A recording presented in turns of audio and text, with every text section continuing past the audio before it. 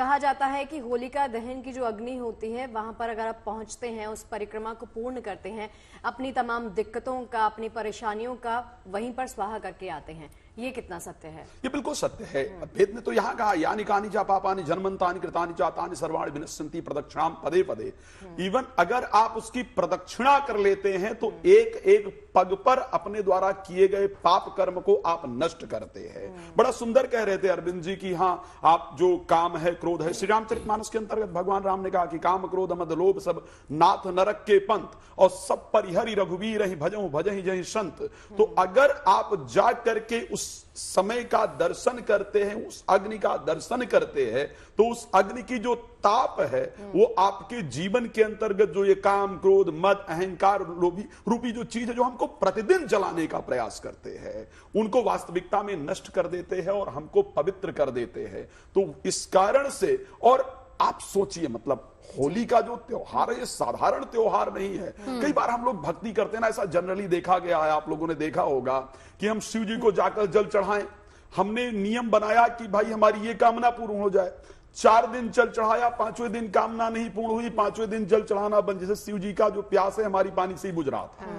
तो ये नियम है कि यदि आपकी श्रद्धा है भगवान में, आपकी आस्था है भगवान में, आपकी भक्ति है भगवान के अंदर, और आपके अंदर ठहराव है, आपके अंदर संयम है, तो परमात्मा आपकी कामना को पूर्ण करते ही करते हैं। ये पहचानने का समय है होली को लेकर के देखा जाए। सही में हम लोग थोड़े दिन पूजा करते हैं पर निराश हो जाते हैं। और कहा गया है श्री रामचरितमानस में कि धीरज अधर्म मित्र अरुणारी आपद काल परखिए चारी। धर्म का पहचान जब ही है जब आप जैसा चाह रहे हो वैसा नहीं हो रहा हो फिर भी करते नहीं। भक्त प्रहलाद को देखिए, कितना भगवान की भक्ति करते थे छोटे से उम्र में, फिर भी पिता ने ही मां को जहर का प्याला दिया कि पिलाओ बच्चे को, लेकिन फिर भी उसको भगवान का स्मरण करके और उस प्याला जहर के प्याले को पीते हैं। भगवान आते हैं अपने हाथ में लेकर के और स्वयं उसको ग्रहण करते हैं कि अब तक तुम भी जो भी खाते थे मुझे भोग लगाते थे, आज मुझे भोग नहीं लगाओगे। तो इसी प्रकार से जो होलिका का पर्व है वो इस चीज को दर्शाता है कि यदि आपकी भगवान में निष्ठा है, श्रद्धा है,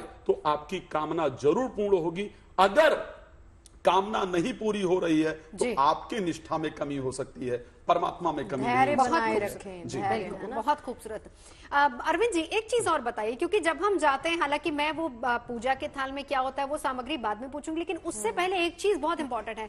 जब जाते हैं वहां पर तो अग्नि के फेरे भी लिए जाते हैं। पहला सवाल, कितने फेरे लें, और दूसरा उन फेरों का महत्व क्या होता है? देखिए, फेरे आप जो लें अग्नि की सदैव जो है विषम संख्या में लें, 3, 5, 7 इस तरह के फेरे लें। और शुरुआत कैसे होगी? और शुरुआत ऐसी होती है, आपने यूं जो है घूमते हैं अपने आप जो है दाहिने की तरफ से ऐसे परिक्रमा लगाते हैं, ठीक है, हाँ क्लॉकवाइज। और जैसे कि अभी राज मिश्रा जी ने बड़ा अच्छा श्लोक कहा कि यानि कानि च पापानि जन्मांतर कृतानि च तानि तानि विनश्यन्ते प्रदक्षिणाः पदे पदे। जो एक एक पद की आपकी प्रदक्षिणा लगती है वह आपके कई हजारों जन्म के जो पाप होते हैं उन पाप को ऐसे ही जलाती है जैसे ईंधन, जो अग्नि जो है ईंधन को जला करके भस्म कर रही है।